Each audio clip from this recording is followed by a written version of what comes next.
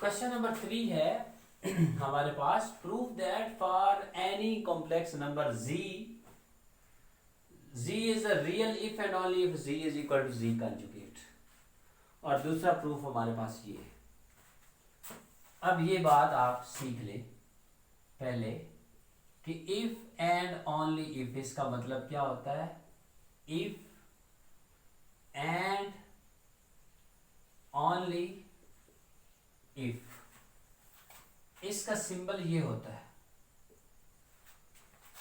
इसका मतलब क्या होता है कि हमारे पास अगर हम इधर जा सके, ठीक है, एक पाथ हो और वापस भी आ सके, इसे कहते हैं इम्प्लीकेशन।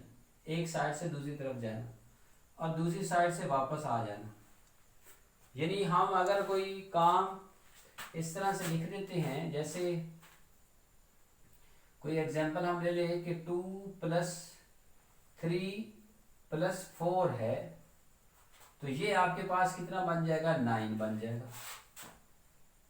तो ये इधर से इधर चलेगा, यानी हमने इंप्लाइज कर दिया। और अगर मैं इस 9 को दोबारा इस तरह से लिख दूं, 2 + 3 + 4, तो दोबारा लिखा जा सकता है। तो इसका मतलब इधर से इधर मैं वापस आ चुका हूं। तो इसे कहते हैं इफ एंड ओनली इफ, यानी आप जा भी सकें और वापस भी आ सकें। ऐसा जैसे इसमें हम करेंगे अभी, क्या है कि z इज अ रियल, कि जो z है, जो कॉम्प्लेक्स नंबर है, वो रियल हो जाएगा, यानी रियल पार्ट हो जाएगा if and only if z is equal to z conjugate. मतलब कि z रियल होगा, यानी सिर्फ इसमें रियल पार्ट होगा, इमेजिनरी पार्ट नहीं होगा। अगर होगा तो वो जीरो होगा। अगर ऐसा हो कि वो रियल हो तो लाजमी तौर पर जो z और z का कंजुगेट होता है वो सेम रहते, इक्वल रहते। दूसरी कंडीशन ये है कि अगर z और z कंजुगेट आपस में इक्वल हो तो लाजमी तौर पर फिर z जो होगा वो क्या होगा, रियल होगा। तो अब हम क्या करते हैं, हम कहते हैं सपोज दैट कि z इज रियल। तो इसका मतलब इमेजिनरी पार्ट नहीं होगा। मतलब क्या होगा, दैट इज कि जो z है वो हमारे पास सिंपल x है, यानी उसमें आयोटा y है ही नहीं, वो जीरो है। अगर लिखना भी चाहें तो इसको x + आयोटा 0 लिख देंगे। जीरो ऐड करने से, ये सब्ट्रैक्ट करने से फर्क नहीं पड़ता इस नंबर में किसी में भी। तो अगर मैं z का कॉन्जुगेट ले लूं तो कॉन्जुगेट क्या हो जाएगा, वो x ही रहेगा। यानी अगर इस तरह से देखिए, ये लिखना जरूरी नहीं है, ये वैसे बता रहा हूं। तो ये x - आयोटा 0 होगा, ये चीज लिखना जरूरी नहीं होगा। लेकिन आयोटा 0 यानी x में ऐड कर ले या माइनस कर ले तो x को फर्क नहीं पड़ता। इसका मतलब z का कॉन्जुगेट जो है वो रियल का वो वही रहता है। तो फ्रॉम 1 and 2, फ्रॉम 1 and 2 जो z है वो z कॉन्जुगेट के क्या हो चुका है, इक्वल हो चुका। अब यहां से एक बात ऑब्जेक्टिव के लिए भी याद रखनी है कि जो हमारे पास रियल नंबर्स होते हैं उनका कॉन्जुगेट इटसेल्फ ही होता है। ठीक है, जो रियल नंबर होता है अकेला, रियल पार्ट हो जिसमें, यानी रियल नंबर ही हो, कॉम्प्लेक्स नंबर जो है, every real number is a complex number, तो उसका जो कंजुगेट होगा वो भी इटसेल्फ ही होगा, वही नंबर होगा। यानी x अगर रियल है, जैसे 3 एक रियल है, तो 3 का आप कंजुगेट ले लेंगे तो 3 रहेगा, फर्क नहीं पड़ेगा कोई। तो हमने z को क्या किया है, रियल लिया है और प्रूव किया कि z जो है वो z कंजुगेट के क्या है, इक्वल है। अब हम इसका कन्वर्सली करते हैं। कन्वर्सली यानी इसका उल्ट, कन्वर्सली। कन्वर्सली क्या होगा, हम सपोज करेंगे कि सपोज दैट कि जो z है वो z कंजुगेट के इक्वल है। z जो है वो z कंजुगेट के इक्वल है। असल में जो z था वो z तो था हमारे पास x प्लस आयोटा y, असल z तो ये है, लेकिन z को कहा गया कि अगर रियल ले ले, कंडीशन लगा दी थी तो y नहीं था, y 0 था। लेकिन z हमारे माइंड में है कि वो कॉम्प्लेक्स नंबर अगर है तो वो x प्लस आयोटा y ही होगा, तो वो x प्लस आयोटा y। तो यहाँ पे अगर मैं इसका कंजुगेट लूं तो ये z की जगह पे मैंने लिख दिया x plus iota y, okay. और z कंजुगेट जो होगा वो क्या बन जाएगा, x माइनस आयोटा y, उसका कंजुगेट ले लिया तो ये x से क्या हो जाएगा, कैंसिल हो जाएगा। यहाँ पे ये बन जाएगा आयोटा y प्लस बन जाएगा iota y is equal to 0, तो ये बन जाएगा 2 iota y is equal to 0। यहाँ से हमें पता है ये प्रोडक्ट है, 3 फैक्टर्स है, 2 है, आयोटा है, y है। 2 जो है वो 0 नहीं होता, कभी भी हो ही नहीं सकता। आयोटा -1 होता है, square root not equal to 0, तो ये भी 0 इसका मतलब नहीं हो सकता। फिर क्या है, रह तो एक ही गया y, तो फिर y को क्या होना चाहिए 0, तभी इनसे मल्टीप्लाई होकर वो 0 बनेगा, तो y क्या हो गया 0। तो अगर मैं y की वैल्यू यहाँ पुट कर दूं जो कि 0 आई है इस कंडीशन के तहत, तो ये बन जाएगा z is equal to x plus iota 0। इसका मतलब है z जो है वो किसके इक्वल आ गया, x के। तो x क्या चीज है, रियल, तो z is real, z is real. तो देखो कि हमने जब ये कहा कि z और z कंजुगेट जो है वो इक्वल है, तो z क्या हो गया, रियल हो। तो देखो ये कन्वर्सली भी प्रूव हो गया। इफ एंड ओनली इफ का ये मतलब है कि z को रियल लिया और z को z कंजुगेट के इक्वल कर दिया, फिर z को z कंजुगेट के इक्वल लिया और प्रूव कर दिया कि z क्या है, रियल है। तो ये इसका क्या था जी, फर्स्ट पार्ट। अब इसका हम करते हैं सेकंड पार्ट। सेकंड पार्ट के लिए भी ये कि z अगर हमारे पास कॉम्प्लेक्स नंबर हो तो बताएं, ये वेरीफाई करके दिखाएं। अब इसको परेशान नहीं होना आपने, ये फिर वही बात है, इमेजिनरी ऑफ z का मतलब क्या होगा कि z जो था वो अगर x प्लस आयोटा y है, तो जो ये आयोटा तो वैसे ही साथ रहेगा, तो जो इमेजिनरी ऑफ z है ना, इमेजिनरी ऑफ z वो इमेजिनरी पार्ट है, और इमेजिनरी पार्ट यहाँ पे क्या है, y, और यहाँ पे रियल पार्ट जो है रियल ऑफ z वो क्या है, x। तो ये जो लेफ्ट हैंड साइड है इसमें से असल में हमने ये फाइंड करना कि ये इसके इक्वल होगा, अगर ये होगा तो करते हैं जी। लेफ्ट हैंड साइड ले ली, वो क्या है, z minus z conjugate over z plus z conjugate. z का मतलब x plus iota y, conjugate का मतलब x minus iota y, z का मतलब x plus iota y, conjugate का मतलब x minus iota y, okay. ये आपके पास x plus iota y minus x plus iota y हो जाएगा, माइनस अंदर मल्टीप्लाई होने से ये कैंसिल हो गया। ये क्या बन गया 2x, ये x से x भी क्या हो गया, कैंसिल हो गया। ये बन जाएगा 2 आयोटा y ओवर 2x, ये इससे क्या हो गया, कैंसिल हो गया। अब ये आपके पास रह गया जी iota into y over x, ये नहीं बन गया जो हमें चाहिए। तो ये बन जाएगा आयोटा, y का मतलब है इमेजिनरी पार्ट ऑफ z, और x का मतलब है रियल पार्ट ऑफ z। तो ये आपकी फिर क्या बन गई है जी, राइट हैंड साइड। राइट कर लीजिए आप, जैसे भी आप देख लें अच्छी तरह से, ओके।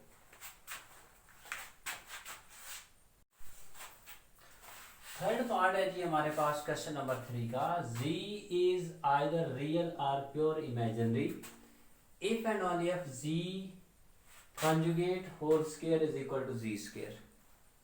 बता कि अगर z हम रियल पार्ट ले लें, यानी z जो है x के इक्वल हो जाएगा, अगर रियल उसे मान लें, तो उसमें z कंजुगेट का स्क्वायर ले लें या z का स्क्वायर ले लेंगे, रिजल्ट सेम रहेगा। इसी तरह से अगर इमेजिनरी ले लें, प्योर इमेजिनरी, तब भी ऐसा ही होगा। तो हम क्या करते हैं, इसके केसेस बना लेते हैं। वैसे तो एक ही काफ़ी है, आप एक रियल लेके तो इसको प्रूव कर लें या एक इमेजिनरी लेके प्रूव कर लें, क्योंकि और की कंडीशन है। लेकिन हम दोनों केसेस को क्या कर लेते हैं, डिस्कस कर लेते हैं। क्या पता पेपर में वो ये पूछ ले या ये पूछ ले, तो इसलिए दोनों को हम डिस्कस कर लेते हैं। केस 1 कह देते हैं। केस 1 हमारे पास है, let z is equal to, हमारे पास है x प्लस आयोटा y, या अभी हम सिंपल लिखते हैं z is equal to x plus iota y where x and y belongs to set of real numbers.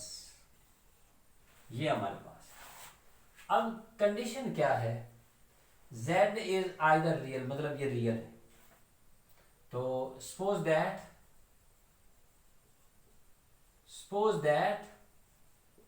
z is real, that is, इसका मतलब क्या होगा कि z हमारे पास किसके इक्वल हो जाएगा, x के इक्वल हो जाएगा, यानी सिर्फ रियल पार्ट हो जाएगा। अब मैंने आपको पिछले क्वेश्चन में करवाया था कि जो रियल होता है उसका जो कॉन्जुगेट होता है वो इटसेल्फ ही होता है। इस तरह से जो z का जो कॉन्जुगेट है वो भी हमारे पास x ही रहेगा, कोई चेंजिंग नहीं आएगी। बिकॉज लिख देते हैं conjugate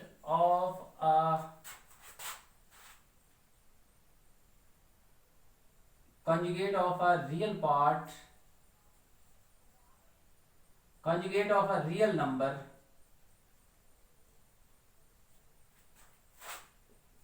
is also a real number। वो भी हमारे पास रियल नंबर होता है, और होता क्या, इटसेल्फ, वही आ जाता है। ठीक है, तो इसलिए z का कॉन्जुगेट भी x ही रहेगा। तो अगर इसके मुताबिक हम करें कि z कॉन्जुगेट का स्क्वायर कर ले जी, तो ये इक्वल होना चाहिए z के स्क्वायर के। तो z कॉन्जुगेट का स्क्वायर करेंगे तो क्या आ जाएगा, x स्क्वायर। और अगर z का स्क्वायर करेंगे तो भी क्या आएगा, x स्क्वायर। तो फ्रॉम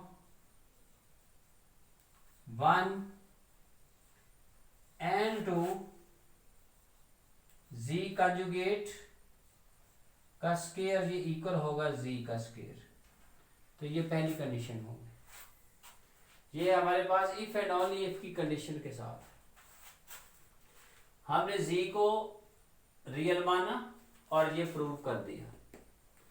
अब हम करेंगे ये वाला लेके तो प्रूव कर देंगे कि ये z जो है वो फिर क्या होना चाहिए, रियल होना चाहिए। यानी इसका अब हमने क्या करना है, कन्वर्सली करना है, उल्ट करना है, कन्वर्सली भी लिख सकते हैं, इस तरह से भी लिखा जा सकता है, इसका मतलब भी कन्वर्सली होता है। तो लेट कि जो z कंजुगेट है वो इक्वल ही है z के स्क्वायर के, ये मान लिया हमने। तो अब जो z है वो आपको पता है वो था x प्लस आयोटा y। अब जरा ध्यान दीजिएगा यहाँ पे कि ये ना हो कि यहाँ पे आप z को, वो आपने कहा कि पीछे हमने x लिखा तो यहाँ पे x नहीं, यहाँ पे जो z है वो कॉम्प्लेक्स नंबर ही है, तो हमने x प्लस आयोटा y का स्क्वायर लिख दिया। यहाँ पे x माइनस आयोटा y यानी इसके कंजुगेट का स्क्वायर हो जाएगा। अब हमने प्रूव ये करना है कि ये जो z आपने लिया है ना, ये पॉसिबल उस वक्त है जब z क्या हो, रियल हो। अगर ये कंडीशन आपस में इक्वल है तो, अगर ये दोनों नंबर आपस में इक्वल, z क्या लिया था हमने, z हमने क्या लिया, x प्लस आयोटा y। लेकिन कहता है अगर ये कंडीशन है तो फिर z रियल होगा, यानी ये y जो होगा वो 0 होगा। तो वो यहां से देखे बनता है क्या। अच्छा, तो अब ये है कि अगर हम इसका स्क्वायर ओपन कर लें तो ये बन जाएगा x square plus iota square y square minus 2 iota x Y is equal to X square plus iota square y square plus 2 X Y iota. ये दोनों इससे कैंसिल हो जाएंगे। ओके, ये इधर जाकर इसमें ऐड हो जाएगा, जब ये इधर जाकर ऐड होगा ना तो बाकी रह जाएगा 0 और ये बन जाएगा 4xy आयोटा। अब ये 4 फैक्टर्स हैं जिनका प्रोडक्ट जो है वो 0 के इक्वल है, तो यहां से जो 4 है हमें पता है वो तो 0 नहीं हो सकता, जो आयोटा है वो -1 होता है वो भी 0 नहीं हो सकता, तो जो एक्स वाई का प्रोडक्ट है वो 0 हो सकता है। ओके, तो अगर एक्स वाई का प्रोडक्ट 0 है तो इसका मतलब एक्स 0 है या फिर वाई जो है वो किसके इक्वल है, 0 के, और की कंडीशन के साथ।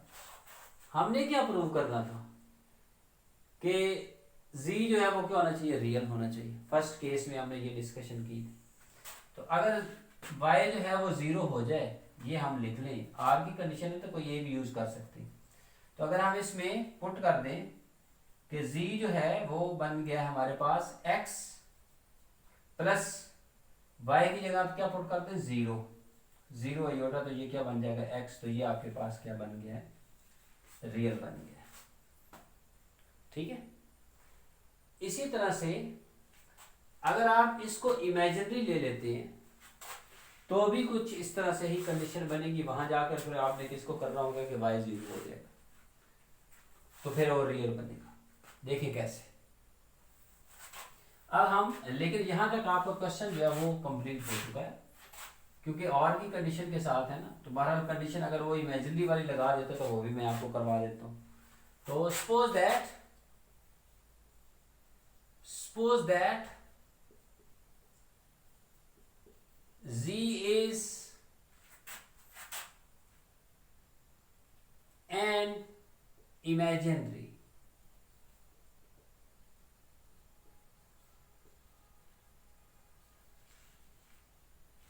complex number,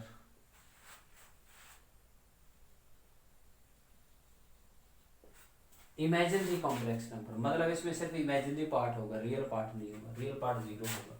दैट इज कि जो z है वो हमारे पास किसकी इक्वल है, आयोटा y के।